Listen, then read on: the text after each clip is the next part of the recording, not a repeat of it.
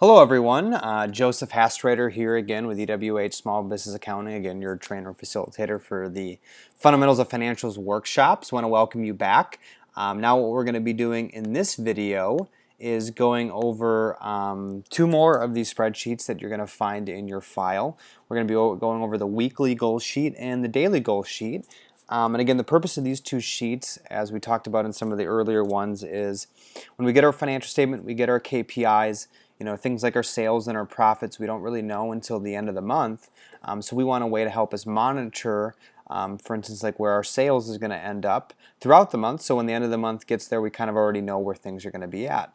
And the two primary things that drive that for your cousin's restaurant would be your average dollar purchase, right down here, and your average transactions.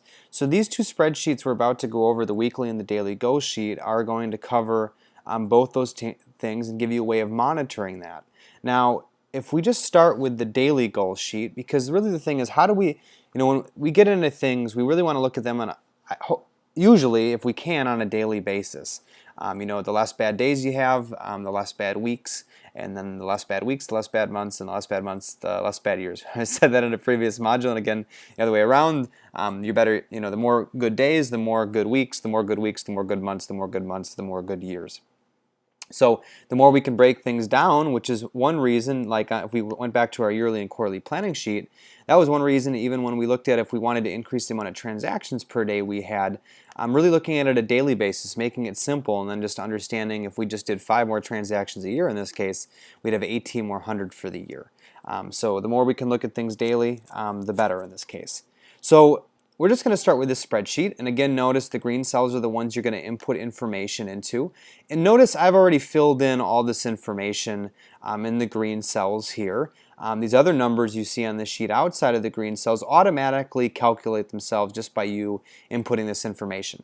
Now, the nice thing about this spreadsheet is all you have to do, first off, just to walk you through it again, this is the goal sheet for the average purchase. And also, it doesn't state this here right here, but also for the number of transactions per day. Battery on my computer is about to die. So let me just plug this in quickly. But again, you're going to see that on the top. Notice we're going to have the day of the week. This space is left here. So if if this is a Monday, you can put that there. Tuesday, Wednesday. I know I have reports that I look at to monitor certain things with our company, and I like to be able to, when I go and look at it, know what day of the week it is. But obviously then you have the dates of the month. You have 1, 2, 3, and notice I can't even select this. That's just there because you're locked out of the cells again. But you can input the days here. And then down here is where you'd input your sales for the day. So you go to your POS at the end of the day, you look at, where did your sales fall. Obviously on day 1 it was 1,500, day 2 1,300. We go down to day 15 right over here, we see it was 1,500. On day 31 it was 1,500. So we input that information there. This then says daily total rev, that stands for daily total rev, daily total revenue. So then it just sums that up to know that's there. This, by the way, the daily revenue handwritten, this might be a thing if for some reason you had a manager that was in the store, you weren't in the store, you can print this sheet, and if they didn't have Excel handy, they could keep this sheet throughout the month and then handwrite this stuff in. They could even then figure out, the average purchase a day. You can see there's a space for that being handwritten in, and then they could handwrite that stuff in, and that eventually when they gave that sheet to you, you could just input the numbers in here, and then these numbers would calculate automatically. So just another tool in case for some reason they didn't have Excel handy and they could still track this information daily and put it somewhere that was organized to make it easier for you to input later. So again, they could handwrite it in there. If it was printed. So then this is the next thing you input after you input total revenue. The only other thing you input into the sheet is the amount of transactions you had for the day. So on day 1 you had 150 transactions, day 2 160. Again, we go to day 15. Over here you had 150. On day 31 there was 150 there too. So then what happens is, see transactions for a week. This, like 1065 is, this 1060 right here, is adding all the transactions that took place that week to get to what were the total transactions for the week. This is doing the same thing for this week, for week 2. This is doing this for week 3. This is doing this for week 4. And then the last 3 days, notice there's nothing there. Because when we go to our weekly goal sheet, which I'll do for a second, notice we have weeks 1, 2, 3, and 4.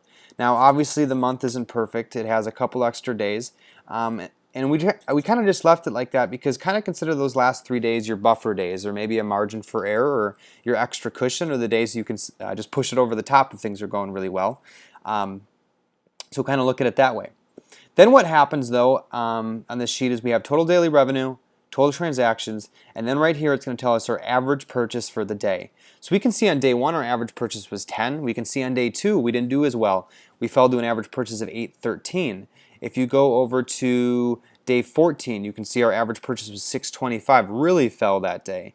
If we go to day 31, we can see it was $10, right, where I know Cousin's goal is, right? So $10 average purchase for the day. Then down here, notice that what this is right here says moving daily average purchase. So this tells us after 1 day our average purchase was $10. On day 2, what this tells us, the $9.06, it says after day 1 and day 2 our average purchase is now $9.06.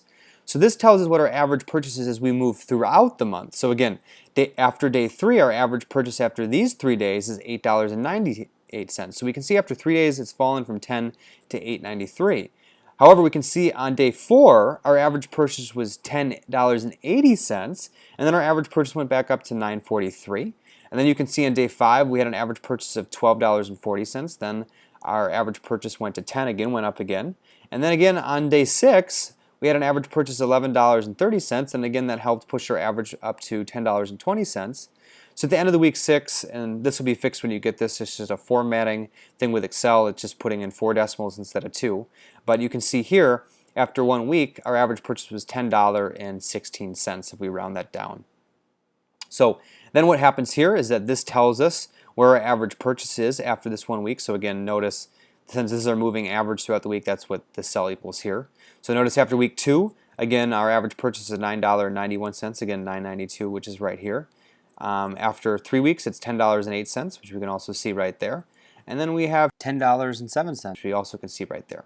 Now, the other thing is, that's this spreadsheet. So again, all you do is input the revenue and transactions per day, and it helps you monitor where your average purchase throughout the month is at. Then what happens is these cells are red, and also like this, because these numbers then, in red, are automatically carried over, because this is what happened during those weeks 1 through 4. These numbers are automatically then carried over to the weekly goal tab, which we have down here. So you click here, and then notice up here where you see these red cells, this stuff is being pulled from our daily goal sheet.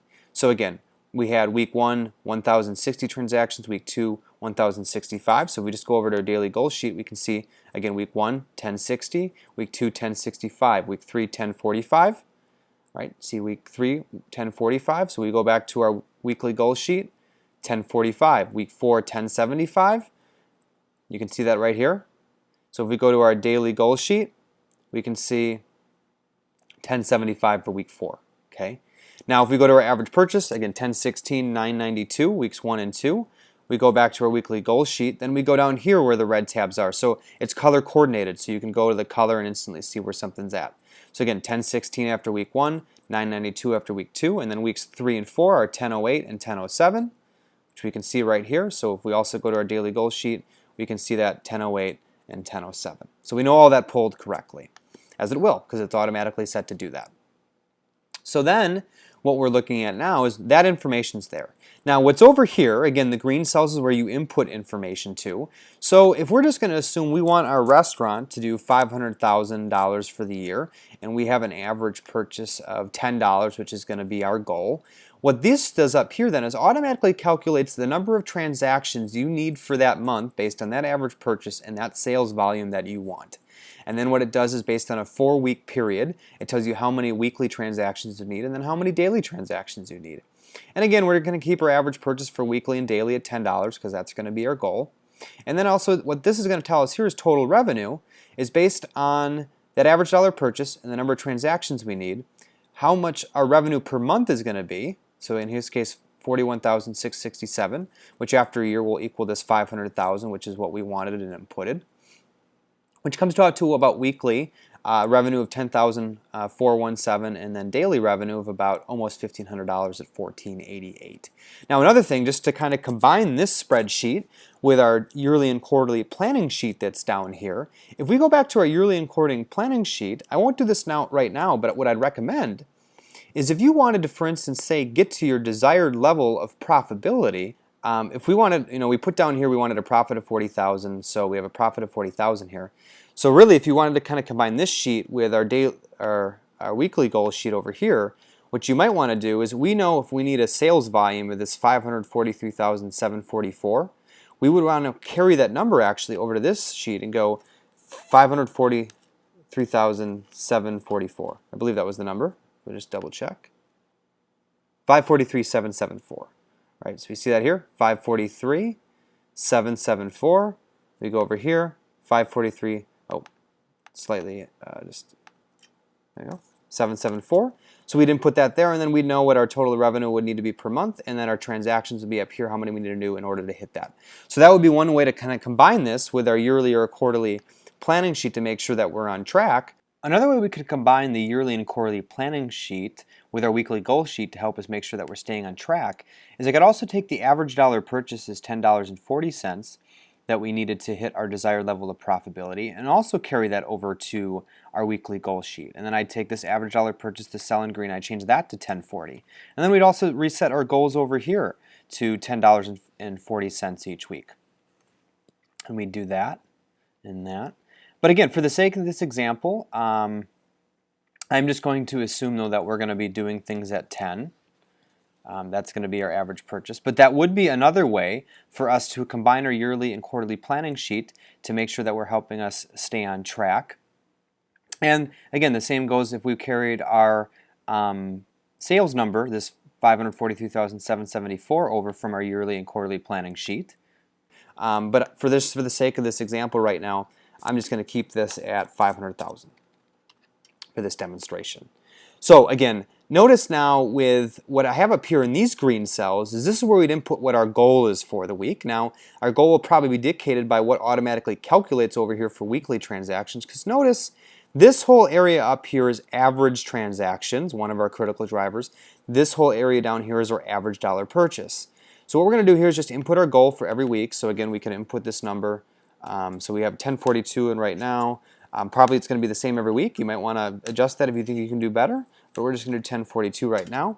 Then notice over here, we have right now a goal of 959, but let's say we're going to raise that to 10, and we're going to put this at 10, and this is at 10, and this at 10. So we know our weekly goal. So then what this does here is we have our weekly goal here. These numbers automatically pull based on the results that are over there. And then what this does, this 1060, 1063, 1057, 1061, this then again is our moving average. So we know after week 1 our average was 1,060 transactions. After weeks 1 and 2, we know that our average number of transactions for those weeks combined were 163. After week 3, we know our average amount of transactions including weeks 1, 2, and 3 was 1057. After weeks 1, 2, 3, and 4, we know the average transactions we had during those weeks was 1061. Now, what this is down here where it says next week's average needs to be to get back to goal. Let's say, for instance, instead of you doing 1,060 transactions this week, you just did like 1,000, which was under your goal. What this would then tell you over here, right, in this thing, is how many transactions you need to do the next week to get back to hitting your average of 1,042 for both of those weeks. So you can see here in week 2 goal, the number is 1,024. So what that means is because you were actually the actual amount of transactions you had here was higher than your goal. If you would have done even less than your goal this week, after weeks 1 and 2, you would have still came to an average of 1,042. So again, notice actually in all these weeks we were higher than what our goal was. So again, notice then the amount of transactions you're getting for the next week falls a little bit more because since you have higher numbers for the prior 2 weeks, for you to remain that average, which is your goal of 142, it could be a little bit lower number. So it just tells you where you're at. So it's nice to know if for some reason you don't hit that number, what you need to do next week to kind of make it up. This is what we're really talking about, monitoring your numbers so you know where you're at the end of the month, so you can know if you have one bad week or one really good week, what your next week needs to look like in order for you to average what you want to average. So it kind of gives you some foresight. Then down here it just says week 1 over and under, week 2 over and under. So notice here we were 18 transactions over our goal for the week. Here we were 23 transactions over our goal week because we had 1,065. Our goal was 1,042. Here we were 3 transactions over, and week 4 we were 33 over. And then down here it's going to do the same thing, but it's for average purchase this time. So again, we start with week 1's goal was $10.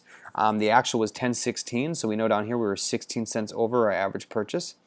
Notice over here though, on week 2 our goal was $10, and our average purchase was only $9.92, so we were 8 cents short that week. The next 2 weeks were 8 cents over and 7 cents over. So we only had a challenge in week 2 where we didn't hit that goal. So also notice, then again here, we have the moving average. So after week 1, our average transaction was our average dollar purchase was $10.16. After weeks 1 and 2 though, that fell because we had a lower average purchase week 2, so now our average purchase was $10.04, but still above our average, our goal of $10 after the 2 weeks combined. So we know we were still okay. So again, this would tell us, this $9.84 would tell us if we still wanted to average a $10 average purchase, we need to do at least $9.84 to maintain that $10 average purchase. And because our average purchase was actually $9.92, which was still above that $9.84, we're still a little bit above $10. So we know we're in good shape. And again, these then are going to tell us again what our average purchase needs to be that week to maintain a goal of 10. So same thing as above. So again, this just allows you to monitor that and kind of know where you're at. So it's like, for instance, if you saw this falling this week, it might just be a thing, okay, what do we need to do? Is there anything we need to review with our staff? Maybe you've already trained them on certain ways to upsell. At the register, again, cheese curds instead of fries, or whatever it is, or the sandwich is a little higher profit margin, the point of purchase specials that you have going on, things like that. It also might be if you're short on transactions, is there anything you can do to increase that? Can you drop some free sandwiches off for some local businesses so that if they ever want lunch someday, they're thinking of you and they're going to order a bunch of sandwiches someday for lunch for their entire staff. So again, just some ideas though to get you thinking. So again, this just allows you to monitor things, to figure out ways that you can be more proactive. What can you do to be able to increase your transactions or keep them steady, or increase your average dollar purchase or keep it steady based on wherever you're at. And then also then backing into, what do you want your sales to be for the year? Then knowing what's your average purchase goal, and then based on that how many transactions you need, or if you have to adjust or play with those, where's everything going to fall. So again, just gives you a way of monitoring most things, and most of that then is inputted from our daily goal sheet. So this is going to be the main tool you're going to use to monitor things. So I hope you found this tutorial on how to use these helpful, and if you need any additional insight, I highly recommend you talk to your Cousins field trainers. They'll be glad to help you. Again, they've went through the workshop, they know how these spreadsheets work, and they'll be able to help you navigate and help you run your Cousins restaurant more successfully. And again, if you feel the need for some reason to reach out to me, you're welcome to do that as well. Again, 262-923-7845, or my email is jhastreiter. But again, highly recommend you talk to the Cousins field trainers first, and then if you need anything, we're obviously here for you as well. So thanks so much for watching this tutorial, and I hope you've watched some of the other ones, or moved on to the 8-week cash flow forecast, which is the next tutorial if you haven't already watched it. So have a great day.